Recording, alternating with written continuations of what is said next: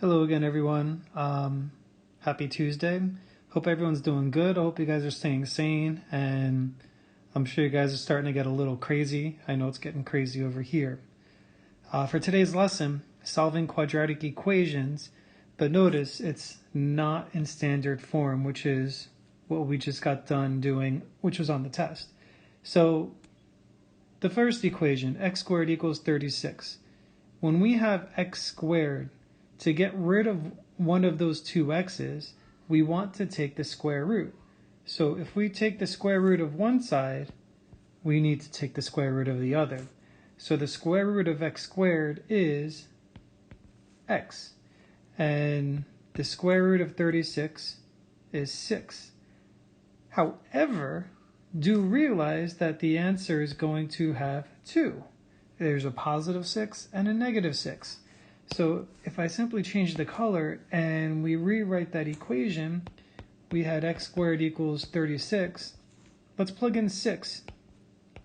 Does 6 squared equal 36? And the answer is yes, it does. Well, what about negative 6 squared? Negative 6 times negative 6 is 36. So that also works out. So when we do these questions on this lesson, as well as the assignment you're going to be doing, when you take the square root of a number, it has to be positive and negative. You're going to get two choices. So moving on to the next problem, 4x squared equals 9. Well, we want to treat x squared like it's an x, and you want to get it by itself. So the first thing we can do is we can divide both sides by 4, and it simply cancels out on the left side. And now we have x squared equals 9 over 4. We can now take the square root of both sides, and you could take the square root of the entire fraction, or you could take the square root of the top and the bottom. And the answer is going to be, remember, positive or negative. And the square root of 9, what times itself is 9? The answer is 3. What times itself is 4? The answer is 2. So x equals positive or negative 3 over 2. As long as you understand that, you're in good shape. Don't sweat it. You're not going to get questions like that where you have to do square roots on top and bottom on the assignment.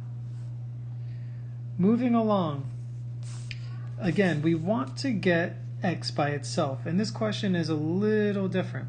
So the first thing we can do on both sides is subtract 20.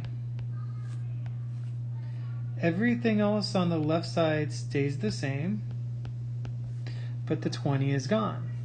On the right side, 12 minus 20 is going to give us a negative 8. Now we want to leave the parentheses as they are, so we can divide both sides by negative 2. So the negative 2's are going to cancel, and now we have 5 minus x squared is equal to a positive 4. A negative divided by a negative is what gives us that. Now notice, we have a square there. So if we have a square root and a square, they ultimately cancel each other out. So the square root and the square cancel, and now we're left with 5 minus x. On the right side, the square root of 4 is going to be positive and negative 2, because the square root of 4 is 2.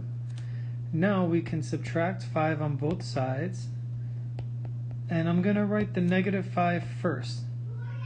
It's negative, so it stays negative, and then the 2 is both positive and negative. Well, in order to make the x negative, or negative to be a positive, what I'm going to do here is multiply it by a negative number.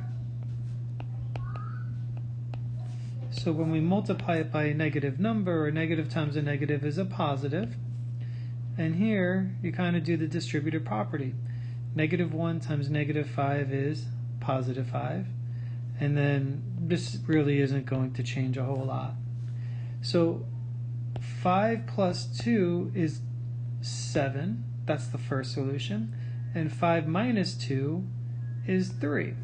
So your two solutions here are 7 and 3. The next question is a little less work. The fraction is intimidating, so let's just get rid of that 6 first. So the opposite of negative 6 is a positive 6. And we still have that intimidating x squared over 25 is equal negative 2 plus 6, or 6 minus 2 is 4. Now, to make it look a little nicer, this says x squared divided by 25, and the opposite of division is to multiply. So let's multiply both sides by 25. They cancel out on the left side, leaving us with just x squared. And if you have 4 quarters, 4 times 25 is 100. Then we can take the square root of both sides, and the square root of x squared is x, and the square root of 100 is both positive and negative 10. So we have two solutions, positive 10 and negative 10. And 3 more problems and we're done. So for the next question, the first step we could do is get rid of that 2, because you want to leave the parentheses intact. So we're left with x minus 1 squared is equal to 4. And remember, as I look for color, if you have a square, we can get rid of it by taking the square root, because the square root and the square cancel each other out. So we're left with x minus 1 on the left side, and the square root of 4 is positive or negative 2. Next we can add 1 to both sides, and I'm going to write the 1 first. It's positive, so it stays positive, and then plus or minus 2. So 1 plus 2 is 3, and 1 minus 2 is negative 1. Those are your two solutions. Second to last question.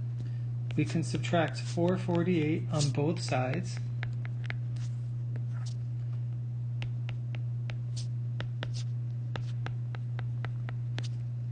Next, we can get the x squared by itself. So let's see. A negative divided by a positive is negative. And I can stop right there, but I'll explain why in a minute. 7 goes into 44 6 times. 7 times 6 is 42. Or I could just do the math over here. 7 goes into 44 6 times. So 6 times 7 is 42. You subtract them. 7 goes into 28 4 times. So here we go. And then we can take the square root of both sides. However, big problem. We cannot take the square root of a negative number. So your answer is no solution. I mentioned earlier we can simply stop once I see that negative number, because I know we can't take the square root of it. But if you didn't see it and you kept going, you'll realize then that, hey, the answer is no solution. Last problem of the day. Again, we want to get x squared by itself. So first thing we can do is add 8 to both sides. Then we can divide both sides by 3.